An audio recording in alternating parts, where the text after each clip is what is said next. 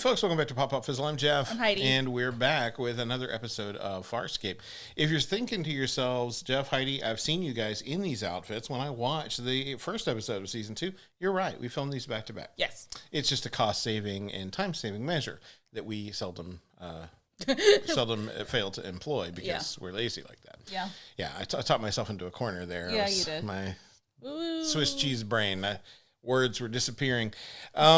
When last we left the crew of Moya, we had a lot of new things established. One being that Crace is now officially the captain of Talon, and they starburst out of there with Talon's promise to contact Moya once in a while and say, "Mom, doing okay, send money." Yeah. And then we also have a bit of established romanciness between Crichton and Aaron. Cuddliness. We also have Zan kind of deciding to slow down on the whole Delvian Seek thing so that she can be actually present. With the crew. And we found out that Rigel has a heart. It's somewhere in between his three stomachs. Sure, somewhere in there. And, you know, all of that was good. That was a good episode. It cleared up a lot of the stuff that was left over from the cliffhanger, of course. But now the cosmos is our oyster. Who knows where we're going next? I know. Who does know? It's like they didn't quite wrap up everything. There's still stuff happening. And sure. Of course, Scorpius is still, giving chase. So who knows where he'll pop up and what kind of hilarity he'll bring with him as he does. Yeah, I mentioned Scorpius. It's Wayne. It's either Pygram or Pigram. I'm not sure how you pronounce it. I know that it's actually P-I-G, but when he works, he spells it P-Y-G. I don't know if that's to help people with the pronunciation or not, but if you know how it's pronounced. I was going to say, I only know that actors change their names most of the time because of the unions. There couldn't possibly be another. What is his last name? Pygram? Pygram or Pigram? Yeah. Oh. I'm not sure. Oddly, again, you can tell us. It'd be so odd if there was another one, but hey, maybe. Well, but again, it may be. I mean, our last name, which I'm not just throwing out there randomly, but was changed by my great-grandfather at some point. Great-grandfather, great-great-grandfather, something for. I think to make it look more American when maybe that wasn't acceptable, when maybe having a foreign-looking name wasn't that acceptable, but also to help people with pronunciation. And I actually... Everyone misspells it all the time. Yeah, absolutely. But also, I had a school teacher at some point who changed the spelling of his last name because nobody could say it. Oh. So he changed it to the way that it sounded so that people would... Did that help? I think so. Oh, okay. Yeah. I had all sorts of names of teachers in high school and college and beyond that were not really easy to pronounce. When I worked in education, I got called all sorts of names. Anyway, we're tired, folks. This is our kind of humor. We are going to dive into the second episode of Season 2, which is called Vitas Mortis. Ooh. I probably mispronounced all of that. But yeah, I'm very curious about where this is going. Same. And what we're going to find out here. I believe this is a Dargo-centric episode. I could be mistaken. Okay. But I'm excited to see it. And I got to say, I really loved, just to talk about Dargo for a minute, I really love the continuing growth of his friendship with John, including them playing rock, paper, scissors in the previous episode. Just because he's loosened up so much. I mean, he's still Dargo. He's still willing to knock Aaron out to save some time. Yeah. But I like the camaraderie and the sort of loosening of that, of him as a character to friendship. Yeah, to show his affection for his friends. So, yeah, I'm definitely excited to see this episode. We hope that you are just as excited as we are. We appreciate each and every one of you that's watching. If you haven't subscribed, please consider doing that. And what else do they do, Heidi? Please hit the thumbs up and feel free to comment below and tell us how wrong we are about everything. Yeah, because if we've learned nothing through 2020 especially, it's that everybody's wrong about everything. So you should let people know always how wrong they are. That's what comment sections are for. Yes. And, here's the thing. Heidi and I are under no preconceived notions about us being smart or particularly wise. SMRT, smart. Right. We don't think too highly of ourselves. So there's really nothing anybody could say to us in the comments that would offend us anyway, because we kind of don't think we're all that great. But we do appreciate how kind most of you have been. Yes, thank you. We love that, and we love hearing your comments and reading those down below. And we try to respond to you as much as possible. We do. If you want to see the uninterrupted, unedited version of this reaction, you can find that on Patreon. That link is always down in the description. And if you want to make a one-time donation because Patreon's not your thing, you can do that via Cash App, but no pressure either way. All right, let's not waste any more of their time. Nobody gets more tired of hearing me than I do. So let's jump in and check out Vitas Mortis. Here we go. Greetings. We have been told we might find a Luxon here. Uh-oh. Hey, buddy, we're expected. Run away! Where you going? Have you a name? I am Cardago. But you can call me Betty. Rather young for a general. General. She must be losing her eyesight. Yes, but not my hearing. Stop your groveling. Look at me. But you're ugly. I don't know. I'm dying. If you wish it, I will attend. Think you're worthy of the honor? Ooh. Ow! Stand back! You are very strong, Gross. but worthy. Oh. So why is she way out here, all by herself, alone? I don't know. Right. You don't know. She could have been excommunicated. And she tried to play in his innards like Play-Doh. Hands in other people's business! Call me a fraud because I am not a general. Well, who said that you were? I did. These are the markings of a general. So you got the barcodes of a general, but you aren't one. No. In my second campaign, our enemy surrounded us. My general was badly wounded. I knew he wouldn't survive interrogation if he were captured, so I took on the tattoo of his rank to protect him. Were you captured, Dago? Yes. I wish to say something. I could kill you where you stand. Thanks. I know you could. Nonetheless, I wish to say something. And why would I wish to hear it? She talks to Darko the way every fast food counter person talks to me. I was taught that Arakans... I can kill you where you stand. You are no Just want a burger, lady. What? If you are not interested in the full truth, then you're not a true Arakan. I knew you had strength. Arakan? I needed Like to rock me know. like a Arakan? I was like, or I can, or I can't.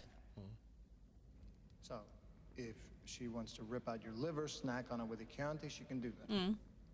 She wouldn't do that. Well, she almost did that. She's out of fava beans. How wrong can it go? Yeah. I could die. There we go. I do not understand, Dargo. What do you get out of it? You know what? You sound like Raiju. Luxons consider it a great privilege, John, to attend an Arakan. No, not merely a privilege. It is the highest honor we know. You need to understand something. I'm worried about my friend. Commendable, but a waste of time. His fate is out of your control. This is one of your countrymen. You don't want to sully your relationship with commerce. Let me do that. Oh, for crying out loud. 10 microts with the old fossil and we'll be in profit. Clamp it, frog lips.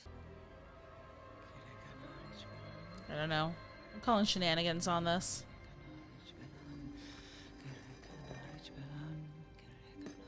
Don't be so biased, honey. It could be He-nanigans.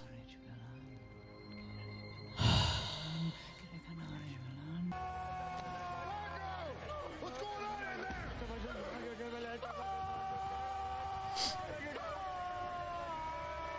I just want to know why she's mumble rapping. You okay? Know what happened? I don't know. Ask Grandma here. Not Grandma. It worked. It really worked. No pain, no age.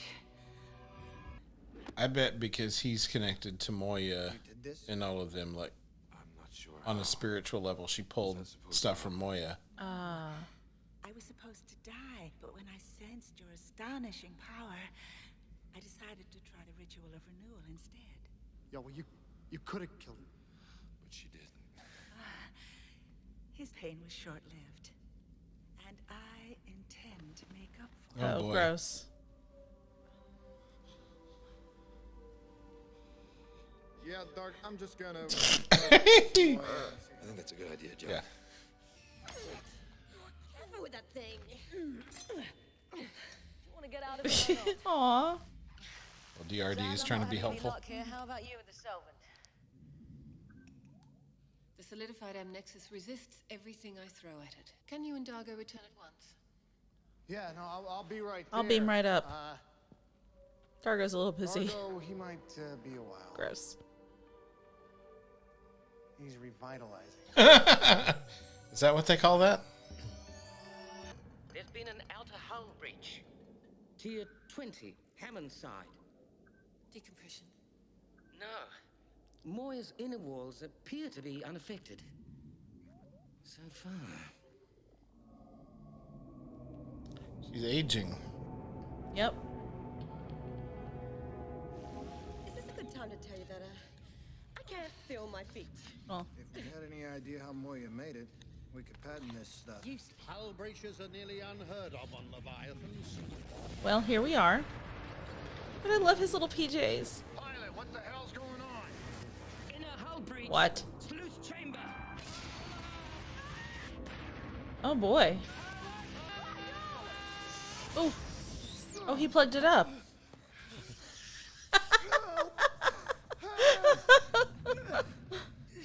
What do you know? He has made himself useful. What did you see from the outside? Few gaps in the outer hull and your backside hanging out in space. Am I intact? You seem to be all there, but I can't say I look too closely. What the hell is this? Neelam, she's here to help. How could she possibly help us? She's an Arakan. Not an Arcant. Right. You're making it worse. Stop. It's a healing incantation. It has to work. Should work. Try another. Try anything. We caused this problem. Yep. We're harming more. Yep. Neelam, tell me. I didn't know. You have to believe that. Please believe that. Nope. Not by the tendrils on my chinny chin chin. Pilot. Oh no. My connection with Moya affecting me as her systems fail. What is it, Pilot? How can we fix it? Don't know. Nexus solidification. Skin deterioration. Only happens during old age.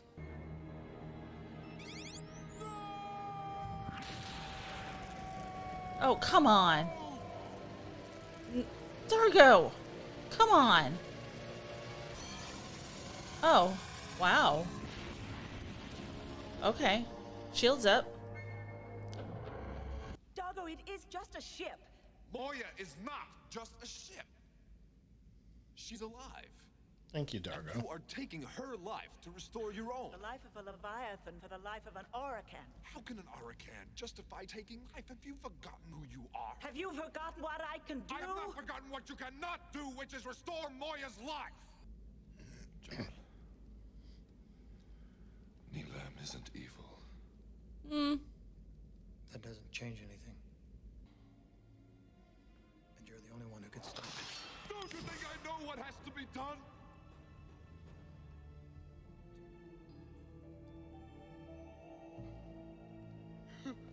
Easy, big guy.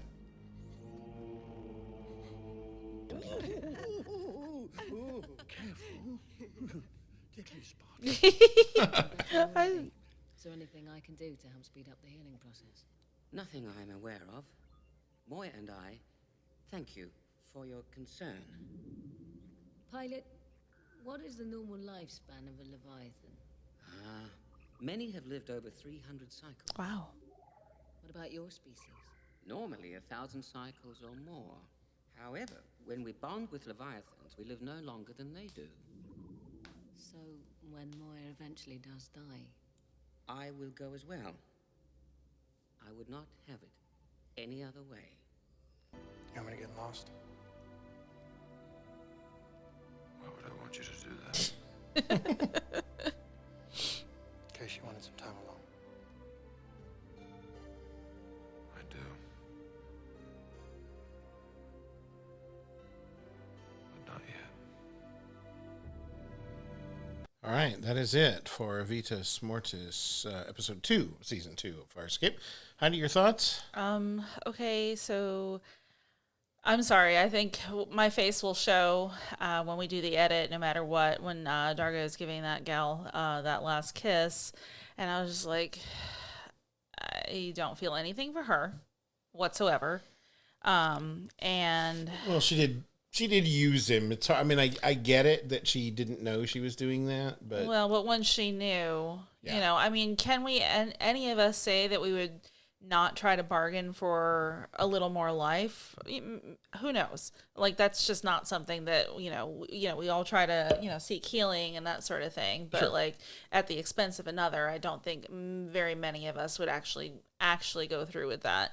But I got it for Dargo that he felt adrift, that he was not in contact with any of his species. He thought he may have a companion. He, she seemed to know where their homeworld was, or at least be able, somebody who could be with him to go searching for his son. So I get it. All of that was so tantalizing. All of that was something Sure. that he could, it was right there in front of him, and I get it. So I get why he's not in a good space right now. But I was just like, I didn't like her.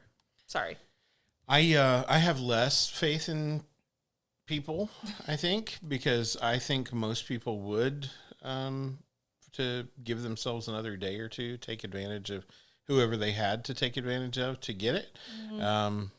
I say all the time, and it's not an exaggeration, I don't believe in good people. I've never really met one. I think we all, it's a sliding scale. Some maybe are willing to do things others aren't, but good I is try a to be stretch. optimistic. We're capable of good, for sure, Yeah. just like we're all capable of bad, but I just don't believe that innately people tend to be good. But yeah, I feel like I get it. I get her motivation, and I get that she didn't mean to, but this was very much a side quest kind of episode. Oh, for sure. Not necessarily a monster of the week. We're not dealing with an antagonist necessarily. Just someone with a problem, and her problem led to problems for our crew as well. Yep. I totally understood Dargo's motivation on multiple levels. I could have done without the sexy playtime just because, whatever. But I get that he doesn't see his own kind very often, and that probably played into it. His wife was Sebastian, so I wasn't even sure that he'd be attracted to another Luxon. So I mean, there's that. But yeah, I mean, I feel like this was an interesting notion to put him at odds with the rest of the crew, and to Maybe explore a little bit about, even just the information at the end about how long Leviathans live, and how long pilot species lives, and the bond that they share bonds them in life and death. Well, and I feel like we got a solidification of Dargo's loyalty to the crew. I mean, we've seen bits and pieces now across the back half of the first season and into this season, but it's like that this was solid. This was like, no, you can't, it's not just a ship. That's, she's a living thing. You can't do this. So And I think that is I think that's what sets this crew apart from a lot of the people that they encounter, is that it does matter to them. Moya is not just a convenience. She's a part of their lives, and their concern for her baby and for her and for Pilot is real and has grown since the premiere episode of season 1. So yeah, I get it, and I'm glad that Dargo was willing to say, this is not okay. Yeah. But I also get it being a hard call for him to make and not wanting to be the one to have to put an end to her. And, I get it. Tough. Yeah. Nobody should be put in that position. No. But good to see that he was willing to do the right thing. Yeah. And I mean, in the end, she was too. She could have fought. She had powers. She could have gone rogue again. Gone rogue and taken a ship and tried to make a run for it or something. But she didn't. She chose right. So as much as she may not have been my favorite character that we've encountered, she did all right in the end. Yeah, it's fine. And that's.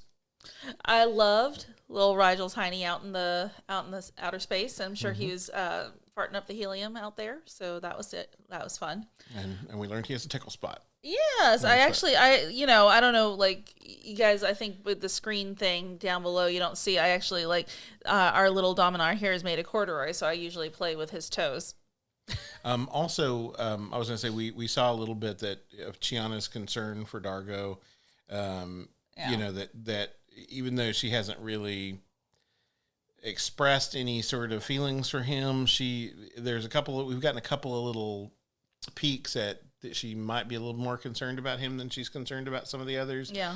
And that he picked up on that and lied to her where he didn't lie to John and Zan, letting her off the hook for being worried. Yeah. So that was interesting as well. Yeah. I this is one of those episodes that I feel like, and we've said this before about some of the episodes in season 1, that the episode in and of itself, if you just took the main plot line, you wouldn't go, yep, that's one of my favorite episodes. But there are so many moments between all of these characters that further build the chemistry, further build our understanding of who they are and their relationship to each other. Yeah. Even Chiana still being kind of the low man on the totem pole. Everyone expecting that she did something wrong with the adnexal fluid. And not even that they assumed that she had done something wrong, but just that, we have a shorthand. We know each other.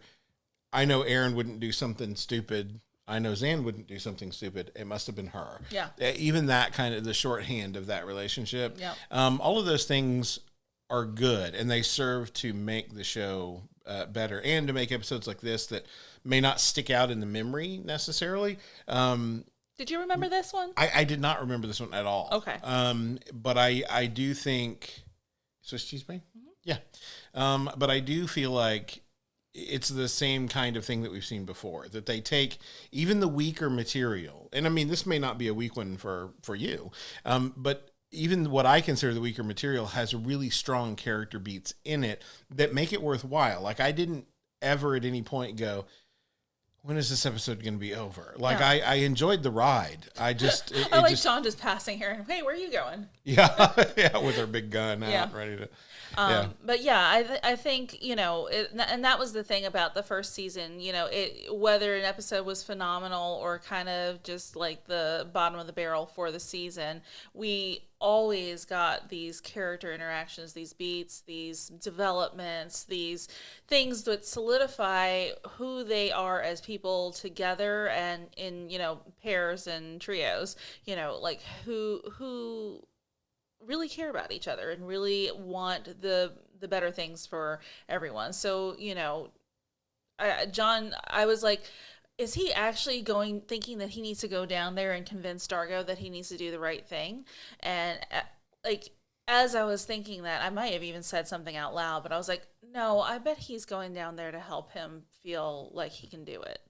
Like, kind of giving him some support, and that more that, like, he called him brother at the beginning of the episode. So, like, just kind of more bolstering, more solidifying their relationship. So I feel like he was more there to give Dargo support instead of trying to talk him into the right thing. I'm kind of surprised we didn't get a comment from Rigel about, Moya, like, this is how it works. You have a baby and then you're old and everything's downhill from here. Stuff starts falling apart. I mean, he seems like a Rigel kind of thing to deliver. It does seem like a Rigel kind of. I loved his little jammies. Oh my gosh, yes, I did mention it several times. I need a Rigel with jammies now. Yeah, or maybe one that's not corduroy, because this one really doesn't look too much like the Dominar, but it's the closest thing we got. He's cute. I like him. I still am convinced that we need some sort of model kit to turn like a Roomba into a DRD. That would be hilarious. I'll bet somebody... Let it clean up your floor, but look like a little DRD. I'll bet there's somebody out there who's modded their Roomba to look like a DRD. I will have to go look for that. If you guys have seen it, please post a link. We'd love to see it. And if nobody's done that yet, that's copyright 2021 Pop Fizzle, by the way. Trademark, copyright, all that good stuff. Yes. No, Incorporated. Anyway. Incorporated. No, LLC. Sure. Yeah. Whatever.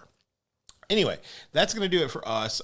We hope that you've enjoyed this reaction, and we hope that you join us for the next one, because we will be back next week with episode 3 of season 2. So until then, if you want to see the full-length version of this reaction, that's on Patreon. You know that. If you want to support us via Cash App, that info is down there as well. Be sure and check out our podcast, too. That link is down there. And we hope that you'll join us in the comments below to discuss this episode. You know, we probably missed stuff. We're tired. We're doing this late at night. Yeah. And we watched 2 episodes back to back. So the chances of us missing something pretty high. They actually skyrocket, actually. Swiss cheese brain. Anyway, yeah. So definitely let us know if we missed something important, or if there was something that stood out to you about this episode that we didn't really touch on. We do have to edit these things down for content. So sometimes we end up having to cut out things that are kind of vital. Yeah, there's some of those things are such hard decisions to cut out, but we've got to stay within the confines of our allowance here of 10 minutes. So, which, by the way, she doesn't know I'm going to say this, but props to Heidi, because since we started this ride, I was doing most of the editing very early on, and as she jumped into watching Star Trek Deep Space Nine, she started learning to edit her own episodes. Yay. And now she's jumped in over the holiday break and helped me edit quite a few of the Farscape reactions toward the end of season 1 and into season 2. So very grateful to have an extra hand on the editing side of things. Just the one. Just the one. No. Anyway, we appreciate you being with us, and we hope to see you next time. Until then, bye-bye.